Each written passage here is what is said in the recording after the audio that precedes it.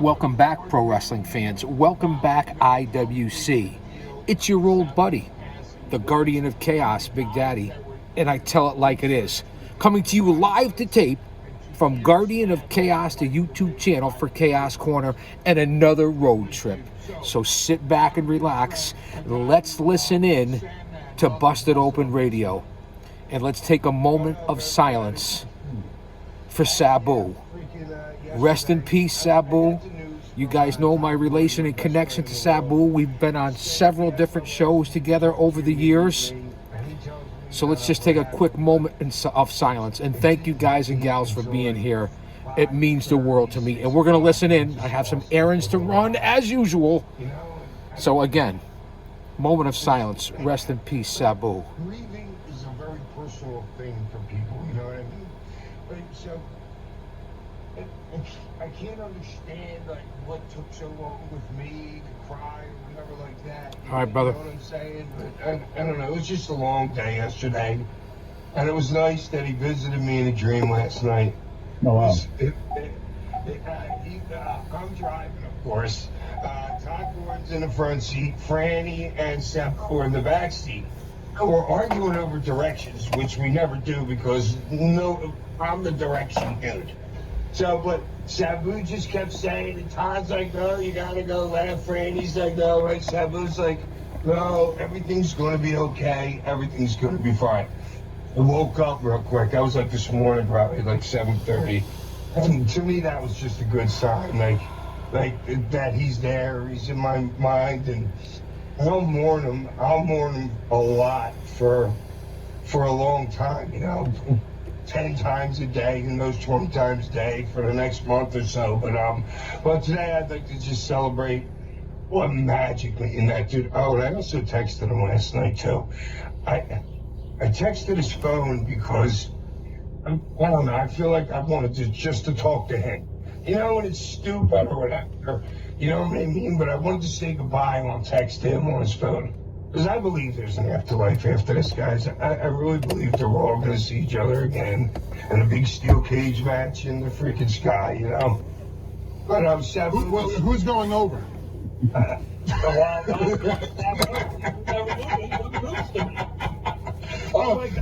Who's going to be politicking in heaven? The pain, boys.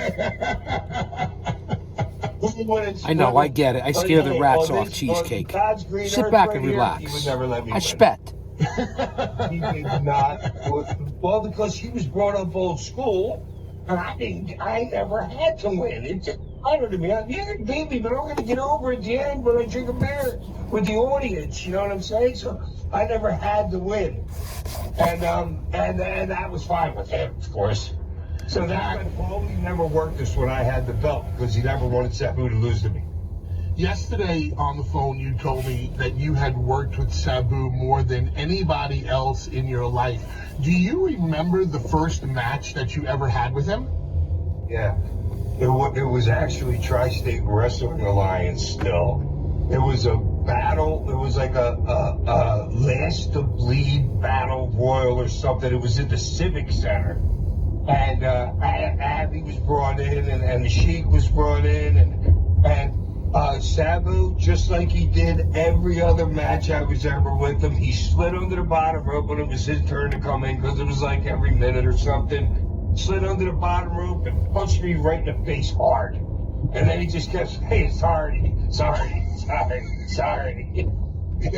was his deal, dude. The only time he'd ever stick you in the match was the first punch. And then he'd apologize for it. Over and over. I'm like, okay, Sabu, I got it. Put me through this table, will you? What made you and him such good friends? What brought you closer together? Bill Alfonso. Here's a great story. Fonzie. So had a chance to work with Fonzie, too. He put me in the camel clutch. Me and Fonzie were on the road every weekend for like 5 years. So he convinced me one of the best things I ever done was I saved up like 30, 40, and I bought a condo on the ocean in Clearwater across from Hogan's place, across from the bank. And that's how me and Fonzie got close every Friday morning. 6:30 flight out of Tampa, first class, because Fonzie knew all the girls there, cocktails, everything. how we started every one of our weekends. So then he starts working with Sabu, and then I think it was Sabu first, and then maybe RVD. But if you guys remember Sabu came with that big Winnebago. He bought that Winnebago and he started driving it around. Yeah. So Sabu's trying to, because I wasn't really like, because you guys know I'm like a push myself on your personality. RVD's not like that. Sabu's not like that. So so Fonzie wanted to be the liaison to get all of us to be friends. So Fonzie gets we flying into Pittsburgh or something. Sabu's there with his Winnebago. I got this bag of beer. I don't know how I ended up with a bag of beer or whatever. A bag of beer. Don't go anywhere. I'm coming right back. Listening to Busted Open Radio. Right now, I believe it's the Sandman and Bully Ray, Tommy Dreamer, all over the floor underneath Sabu's feet. And we're talking Sabu. With the GOC, that's me. Don't go anywhere. That should be on TV. But that's how we got close. The only reason why we got Don't go close anywhere. was because of Fonz. Because his relationship with me and his relationship once we hit the ground with the other guys. The before early ECW, when you still lived in Philly, it was the Sandman van, and that van went everywhere. I was never allowed in the van, but Tommy didn't do drugs. He wasn't coming in the van. so then when Sandman moves to Florida, Sabu gets the Winnebago, and when I tell you, it's like again, marijuana was not legal at the time, but it was like a rolling Cheech and Chong. That van, that Winnebago would pull in, and especially like in Queens of all places where the parking lot is smaller than the Winnebago. All the boys would like wait for the Winnebago to park, everyone would come in, and then everyone would come out. And again, this was our normal lifestyle for, the business. And like my favorite, and how I picture Sabu, Sabu, cowboy boots, yellow ECW shorts, and either a long shirt or a gi walking out of the Winnebago, be like, "Yeah, what up, Dreamer?" Dude, cowboy boots and shorts. He was doing it before the girls were even doing it. It's like that's the thing to do now. Yeah. Back then, nobody did that. He never wore long pants anyway. Never. It's snowing outside. He never wore long pants. Hack, yesterday I sent out a tweet about Sabu. I saw you put one out later in the night. I spoke of the brotherhood and the camaraderie that we had being in ECW, and there were cliques in ECW, but they weren't bad cliques. We just found guys who shared, the same passion for what we did in ring or passion for what we did out of the ring, and then we all hung out, but we were a real tight-knit group. Talk to me about your brotherhood with you and Sabu and RVD and Fonzie and Scorpio. Like, what was it like for you guys to be friends in that locker room? Well, you guys know how it is. It's like you can be friends with somebody in a I gotta locker room, adjust myself, but man. Once you start having a program with them, then things change a little bit. And they should change. Either it's going to go bad. Shout out to Corny. It goes really, really good. So the more you Jim work with Cornette's somebody, drive-through, which I listen to almost every night. We're not doing like rest holds and stuff like that, dude. We're doing triple jump moonsaults. What I miss? Somebody fill me in the chat. Austin, really Jen, and look at the particles today. Look at the particles floating around today. Something's going on. Pay attention. Stay mentally, emotionally, physically, and spiritually fit. Surround yourself with like-minded people and use your own discernment. Let's get back to Busted Open. No copyrights here. He certainly knew what he was doing every second out there. The dude never. What a hurt conversation me ever except with the guys first that I've in any worked match. with. I've worked with the Sandman on the same events. I've worked with the same events at Sabu and happened to be in his corner in Mount Vernon, New York. I worked with Bully Ray many times in the ring. I worked with Tommy Dreamer in the ring. You guys know the stories, and that's why you're here. This channel isn't any better than anyone else. but it's unique. It's different because it's coming from a fan and someone who was an insider in the business, who stepped in the ring and took the fucking bumps. One man, unique, unedited, unscripted, raw dog for you, the fans.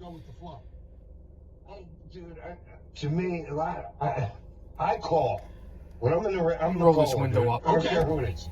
I'm in the three-way with me, Stevie, and Terry Funk. I'll roll this one The down. first pay-per-view. Had a chance to be in the ring also with Terry Funk as they're talking about all these legends. It's all rushing back to me. I got goosebumps. Can you see them? We never had to go out there. Don't mind the steering wheel. Like an AEW match. How many things is I forgot my AEW shades. fan remembering right now? 150 things that go on in the ring in a 20-minute match. Sabu, we went out there with like 3-4 ideas of what we want to do. You know what I mean? It didn't have to be tackle, drop down, hip toss. You know what I'm saying? You just go out there and you flow and you feel it. I've only had the same. That's the old school right way to do it. Cactus was the only other guy that. Cactus Jack, aka Mick Foley. I took Mr. Sacco from Foley. So you see the connection on this channel. But when we were in the ring, Chaos it was Corner so and you, the fans. I love you guys, man. Is that right? Me and Dreamer were like that. We had the same. Mark Henry's here. And so yeah, Mark, it's not like you're freaking tackle, drop down, hip toss, arm drag, body slam. Right. And you know what? I feel like more wrestling needs to be feeling and the common everyday story. You look at me and Dreamer walk in the ring and get face to face, I look like the bully. But then just play your role. Everybody already see it. I pie face him. He punched me, I grab him, headbutt him, and start beating him down. Like, people get it. But young wrestlers today have been conditioned, hey man, we got to work in that Canadian destroyer. Hey, I'm going to give you a suplex out of the ring to the floor, but you land outside the ropes on the apron, and then you can give me a slam on the apron. All that dumbass shit. Mark Henry is dead balls on. Tell me the Bible. Tell me good and evil. Tell me the gangster movie that I love so much. I want to see the gangster dude be intimidating, scary, where everybody's like, oh my God, he's going to cut off his finger. He's just going to say that. Give it to me. And then when the time comes, have the guy no, and fire up, and then make everybody happy. But that's missing. I got that from ECW very easily because the crowd dictated a lot of where the violence went, but the guys in the ring were the ones that were they puppeteered everybody. Y'all tricked people into thinking that they had fucking control. I'm watching you and Sandman. I mean, you and Tommy and Sandman wrestle against Rob Van Dam in matches that athletically, it ain't many dudes I put up there with Rob. Rob could do anything. He was strong as a fucking bull. He was fast. He was quick. He was explosive, flexible. Anything that you could say athletic. But when I never had the chance to work with Rob Van Dam. One of my regrets. Like, so it's like I would have loved to have been in his corner. Bullying and the I whole would have loved to have been in his family, corner. Like, that shit was, you can't even recreate it. Gold. You can't recreate the Dudley family no more. Go ahead, Tommy. I was just gonna say, but I mean, like Sabu, could do everything as well. But then, what Sabu would do, and me and Sandman works Sabu and Rob Van Dam so much, and the way they would sell, even giving the move, as well as like when Great point. So giving, because they would do Rolling Thunder. They would miss their Rolling Thunder, and then me and Hack would do Rolling Rock. And like they were giving, or we would do like their move, and like I would jump off of Hack's back, or he would jump off of mine, when I would jump off of his back, he'd be like, "Oh, you're killing me, you fat ass," right? But we would just do stuff, but also our heels were giving to the baby faces to do our shit, and we're doing it in our way, and it was just like, again, magic. Because I mean, I know how many times I just I didn't look at it, but I mean, we worked about a year with Sabu and Van Dam as well, and they had heat and we had sympathy. Him and I would argue about who was going to lose because, like he said, but it was also our opponents being very, very giving opponents. And like, I just think of like someone like Kevin Knight, who I really love. He does the spinning frog splash, gets insane height, and I was like, Sabu invented that. Why? So is that's a Sabu? Sabu invented that. But we got to make a list because that's already 3 things. There's so many. Hack, you were just talking about how in the match you were. Oh wait, this isn't Sandman. This is Hack from ECW. Did you learn anything, or what was the number? I got the one brain of a takeaway, dehydrated one thing that BB you sometimes. learned It's like a from lazy working with Susan. Sabu? It'll come back around. I have Besides, that's that amnesia first punch. and deja vu at the same time. I think I've forgotten this It before. could be that great and that easy. It could be that great and just that freaking easy. Now, the You know, advent of Undertaker, ECW, not Eastern talks Championship about Wrestling how he always or had to be Eastern the leader States, in the match. Extreme But when he got in Championship there with Wrestling. Shawn Michaels, things When just 93, flowed so 94, well that's I'm what he already felt 30, like he could 31 just years old, be the 32 years Undertaker. old. Are you saying When that you in there with ECW Sabu, that's comes what you into felt the most play in comfortable, this and you could industry, truly I'm be already the in the Sandman? business. Yeah, I could just. Well, it's like, oh no, it's. And I it's apologize so much for different stepping of on the going host, to the ring true professionals. and But I just want to get this that across. Whatever happens, nothing can turn out bad of it. Besides an injuries, you're not getting lost. Nobody's going to end up looking stupid. Hey, you guys might know you sounds screwed like up. the Nobody Sandman, in but they're damn saying way it's is gonna Hack. know you screwed up. Let's just listen And that in. just gives I you got to more step time. out again, so You're don't just go so anywhere. confident I got when to you pick go up out something there for and my somebody said granddaughter. no. And you just, dude, I used to tell him all the time, I'm like, dude, let's go steal this fucking show. And he could so easy with that guy. Well, follow this. I remember. Follow this. Yeah, you better believe that. Tommy, I just want to ask a broad question. It is about Sabu, though. Like, Hack, I believe that the wrestling business has always kept It is Hack. ECW It's confirmed now. at an arm's length because of what we were able to do. All right, don't go But anywhere. nobody I got to get out. truly Let's wants continue to to listen admit in, it. and hopefully earlier, no Mark Henry was commercials. talking about, We're only 18 minutes in. Don't go anywhere. I appreciate you guys. You know that. We're in the unfortunate situation. Holding it down, keeping it real, and maintaining it. I'm going to lower the volume, but I'm not done. Don't go anywhere. I know I keep saying it, but it's an important day here today. Rest in peace, Sabu. Why don't you think Sabu was ever given his just due and his flowers? I'm gonna tell you why. Because y'all were the evil step cousin of wrestling. I got a cousin. He ain't really my cousin. He's a cousin by marriage. He done been to jail 5 times. Like, but if you, I got some of them cousins. if you speak out of turn to a woman, oh, he gonna fire up on your ass. You see a kid, and the kid asking you to pick him up, and you don't pick the kid up. What the hell wrong with you, man? You see that baby trying to get you to pick him up, like he goes off. That's who ECW was, and people were like, "Oh man, we need to keep them over there." But ECW was undeniable in the sense that, as fucked up and mean as that cousin could be, that cousin was the most respectful of the elders. He was the most reliable when it came to, hey, there's 2 dudes over there talking about whooping my ass. Oh, really? Oh, yeah? Here I come. Let's go. That's who ECW was in wrestling. ECW was Matt Hardy always called himself the Enigma.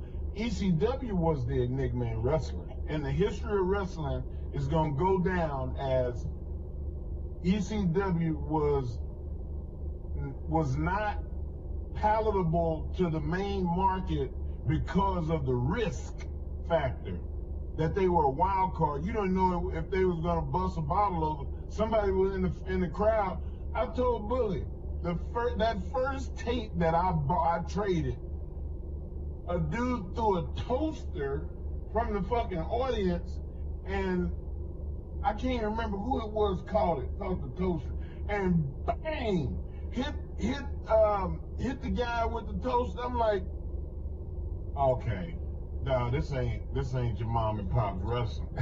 I think to Mark's point too, like even when we all went to WWE ECW, everybody there was expecting Sandman, Sabu to fuck up. And even Balls, they all expected it, and none of us did.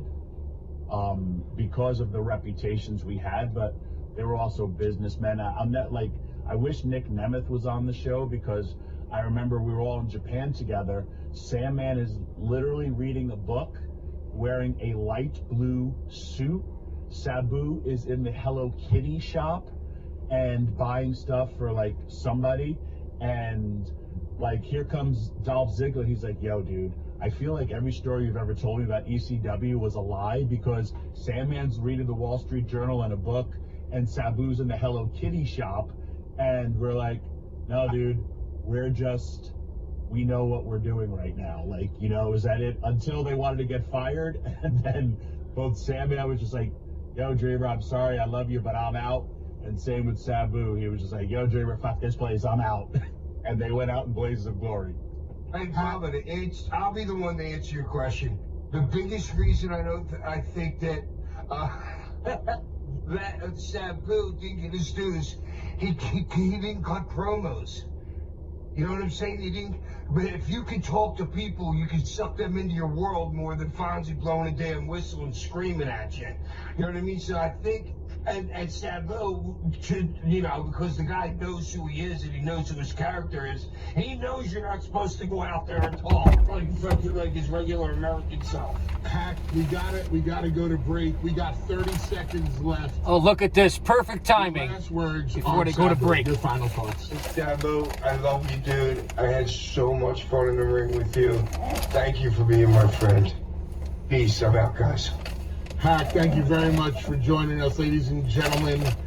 The Sandman, a very close friend to Sabu, and the guy that had more matches with Sabu than anybody else.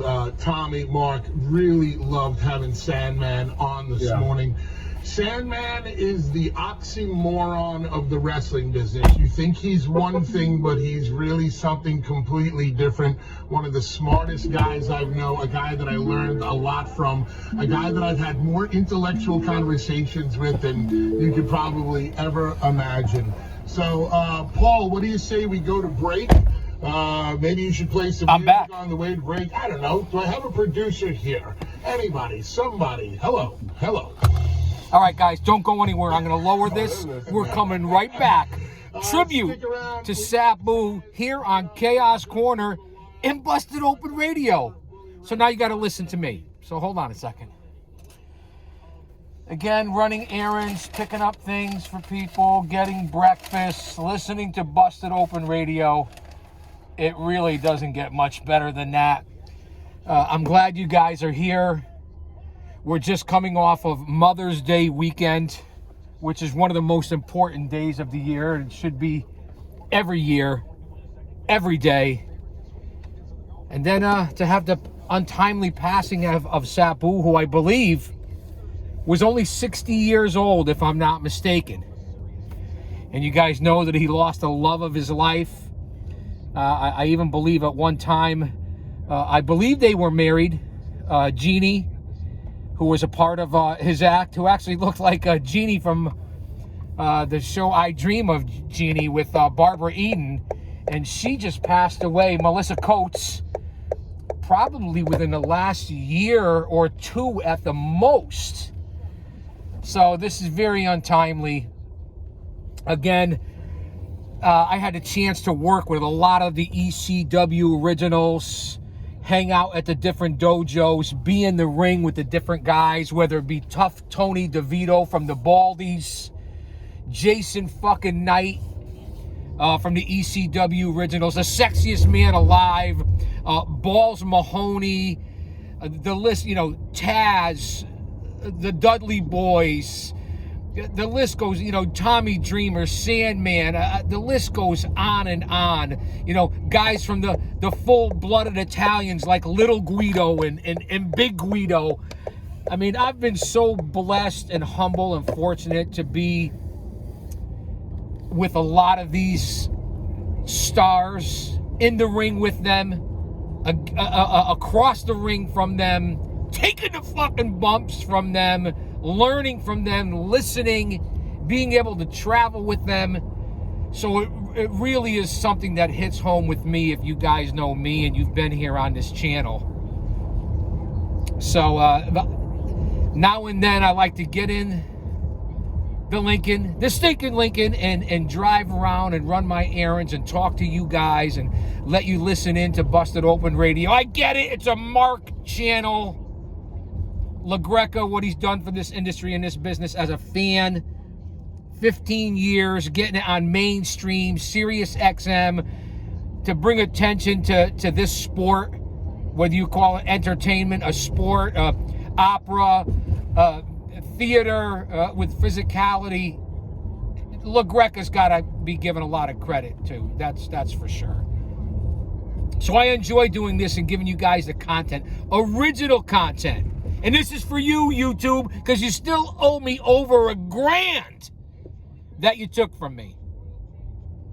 So, as I rumble, stumble, fumble, mumble, bumble all over here on the channel, I like bringing you guys the content. I follow all the laws and rules of the road, no distracted driving. So sit back and again, let me know what you think. If you're here, leave a comment, drop an elbow on that like button. I rake it, I poke it. Say something, email me, inbox me, share this out, subscribe. Again, I do this out of love, motivation, and passion for the industry, the business that I've been on my journey for over 40 years, and actively, competitively for 30 years, and over a 50-year fan, an agent, a producer, a scout, a researcher, a historian, a mark. That's right, I said it, a mark.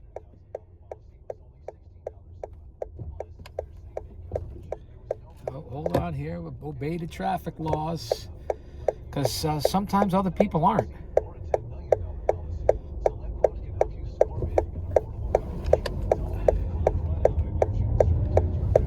What a beautiful day out today. It's already, we're in the morning time here, obviously, as I said. Eastern Standard Time is coming up on almost 10:30. It's already just about, I don't know, close to 65, 70 degrees. The nice weather's coming in. And again, I said it earlier, much needed distraction, a stress reliever, and what's going on in the current times in this world. Pro wrestling is what gets us through, and for me as well, personally, Major League Baseball, the NHL playoffs, even the NBA playoffs. So, but pay attention, because if he's for us, no one else can be against us. And I've said that many, many times on this channel, and I'll continue to say it.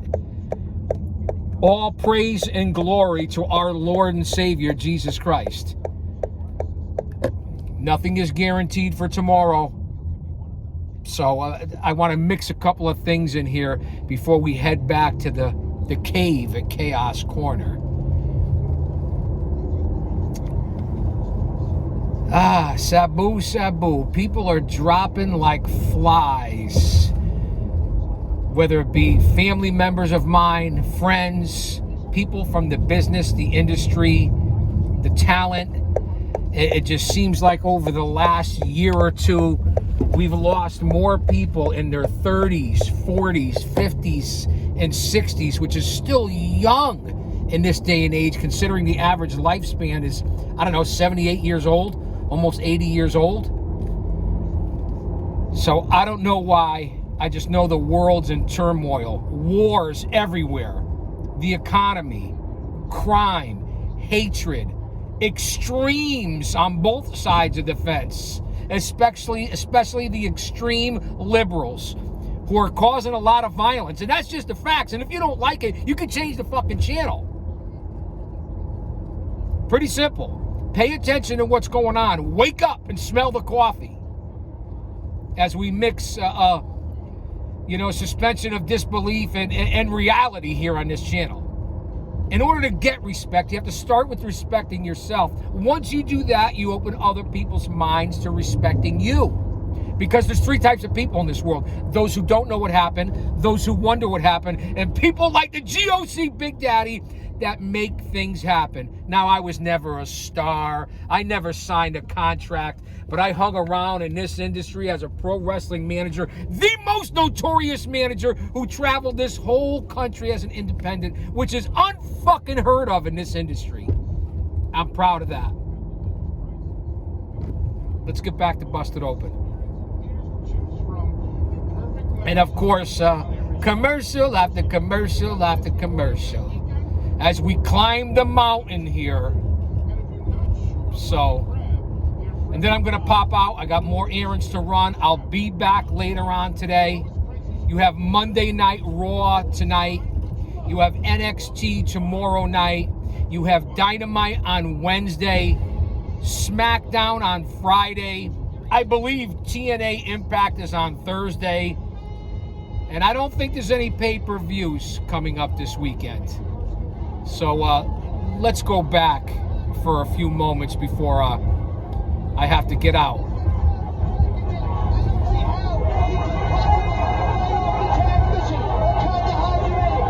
Dakota Hajime.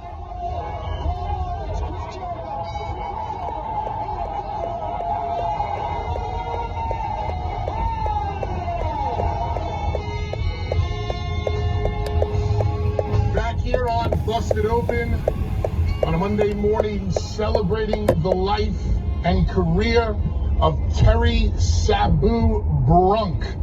Myself, Billy Ray, Tommy Dreamer, Mark Henry. We just heard from the Sandman, and now we're very happy to have on board with us this morning Sabu's biggest rivalry of all time. Sabu's opponent at the very first ECW pay-per-view, Barely Legal. The guy that Sabu is facing on that very memorable poster.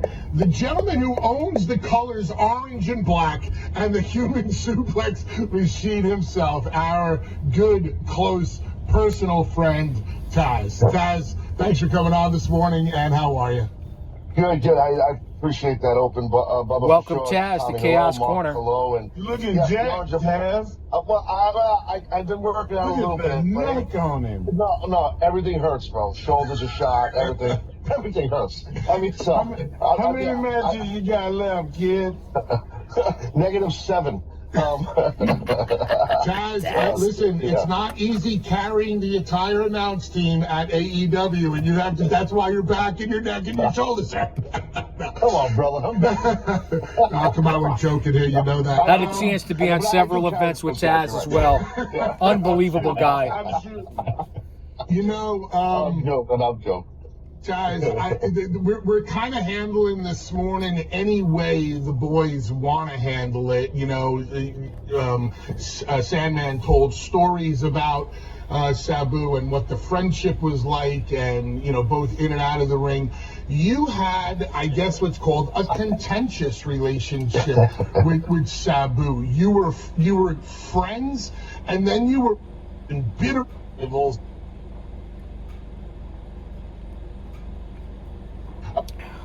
Losing a little bit of the satellite signal here. Real quick, Stand from by. day one, do you remember the first day that you met Sabu? Yeah, no, I do actually. I'm glad you asked that. Coincidentally enough, or oddly enough, I should say, it wasn't in ECW. It was actually at a show in Minneapolis. I'm bad with dates and stuff, but it was probably early 90s, maybe 1990. Again, having issues with the satellite here, especially where we're located. here on Chaos Corner. Those who remember Brad Rangers, he helped book American Talent for New Japan at that time in the early 90s. So there was this kind of like, I don't know what the name of it was, kind of like an indie super show at that time, maybe 1991. Tommy, were you on? I don't know if you were on this. Yes, You I on the believe show? it was 92. There you go. Okay. Yeah, you know me. I have it written down, but it's like All-Star Wrestling, and Yeah. it was an indie show where they took us all to, and it was, for the listeners, there was no internet, but like the hot indie guys, Taz and Tommy Dreamer, the hot East Coast indie guys with Ray Odyssey, and Taz and Ray were doing matches that were, Candido were doing matches that were its time, and then there was also this guy Sabu and 123 Kid, who were Lightning Kid, who were and they're on different sides, so that's kind of how we all come together. Correct. So to Tommy's point, that's how and where I saw Sabu. You worked with. I don't remember. No, I really want to hear Taz, but we're breaking up bad here. I might have to come back.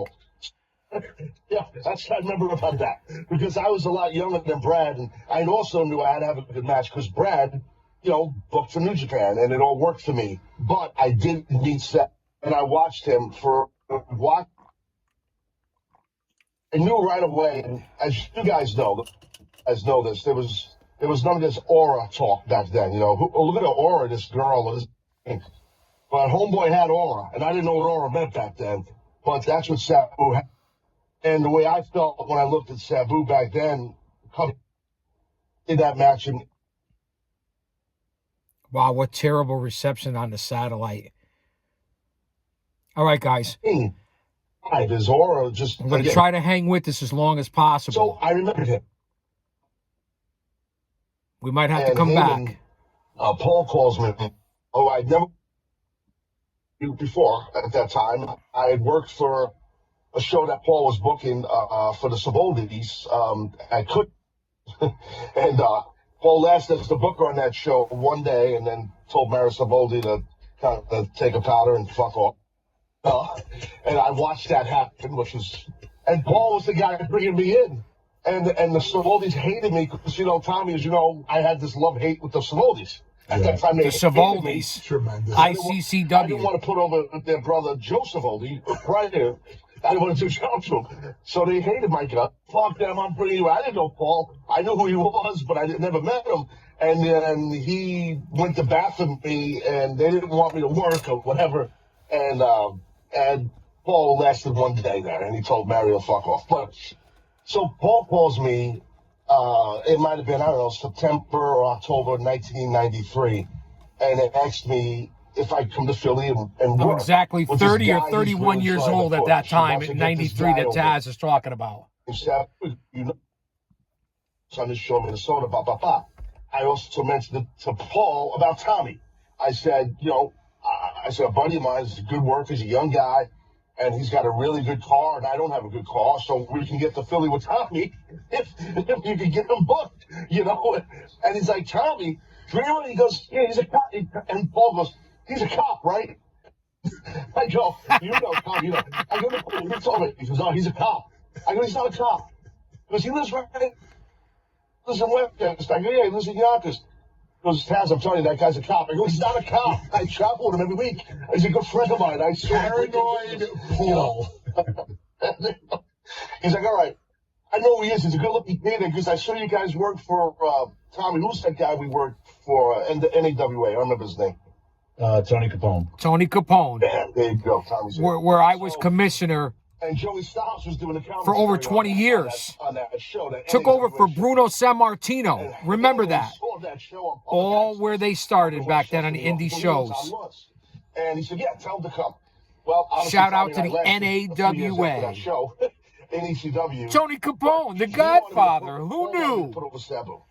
And he said, do you mind? And I want you to go toe-to-toe with him. I said, I'll put him over. Of course. I have no problem with that. Can I get more dates? Because I can't promise you anything. He goes, but I'm pushing this guy to the moon. I'm like, okay, great for him. So I get there. I should say Tommy and I get there. And I meet Sabu, we talk. He was the coolest guy. He had no ego. He knew he was about to get this huge push, and Paul wanted to do the Hannibal Lecter gimmick with him, where he was on the stretcher, and he was strapped on the stretcher. All right, fans, we're just about And 40 I minutes knew in. Sabu Okay, impromptu here on Guardian of Chaos, the YouTube channel for Chaos Corner. I don't want to be I'll be back with more content. Keep checking in on the channel. Follow the post section. I post almost every day. Also over on X, aka Twitter, at Big Daddy GOC. I post there almost daily. I wish I was him. He's about to get a big push, and I'm getting one date. I'll say that to say this, because I tell it like it is. Don't you dare miss it.